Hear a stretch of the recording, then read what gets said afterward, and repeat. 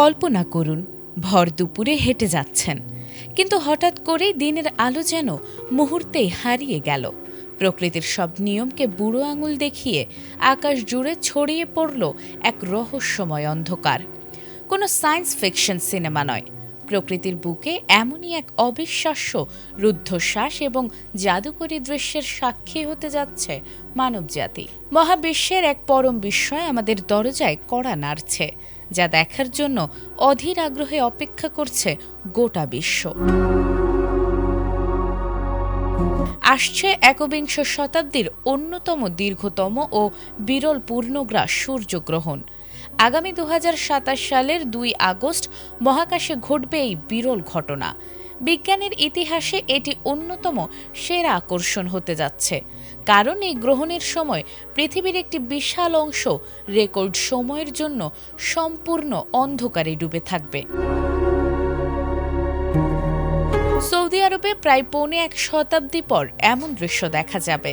Gulf নিউজের প্রতিবেদনে বলা হয়েছে, জেদ্দা ও মক্কার মতো শহরগুলো প্রায় ৬ মিনিটের জন্য পুরোপুরি নিস্তব্ধ অন্ধকারে ঢেকে যাবে এবং মুহূর্তের মধ্যে তাপমাত্রা অনেকটাই কমে যাবে। তবে মিশরের লাকসোর শহরের আকাশে এই পূর্ণগ্রাসের স্থায়িত্ব হবে সবচেয়ে বেশি, পুরো ৬ মিনিট ২৩ সেকেন্ড।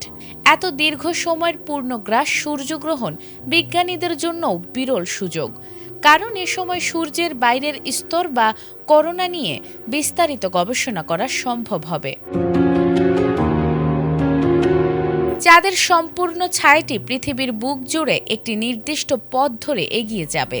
এই পূর্ণগ্রাস রূপটি সবচেয়ে ভালো দেখা যাবে ইউরোপের দেশ দক্ষিণ স্পেন ও জিব্রাল্টার, উত্তর আফ্রিকার দেশ মরক্কো, আলজেরিয়া, তিউনিসিয়া, লিবিয়া এবং মিশর, এবং মধ্যপ্রাচ্যের দেশ সৌদি আরব, ইয়েমেন এবং সোমালিয়ার উপকূলীয় অঞ্চলে। তবে দক্ষিণ এশিয়ার দেশ হিসেবে বাংলাদেশও এই মহাজাগতিক রোমাঞ্চ থেকে বঞ্চিত হচ্ছে না। বাংলাদেশ সময় দুপুর ২টা থেকে বিকেল ৫টার মধ্যে এই গ্রহণটি ঘটবে। বাংলাদেশ থেকে এটি আংশিক সূর্যগ্রহণ হিসেবে দেখা যাবে। এ বিরল মহাজাগতিক ঘটনা নিরাপদে উপভোগ করতে সৌদি মহাকাশ সংস্থা সবাইকে অনুমোদিত গ্রহণ চশমা বা বিশেষ সৌর ফিল্টার ব্যবহার করার পরামর্শ দিয়েছে, কারণ প্রয়োজনীয় সুরক্ষা ছাড়া খালি চোখে সূর্যের দিকে তাকালে চোখের স্থায়ী ক্ষতি হতে পারে।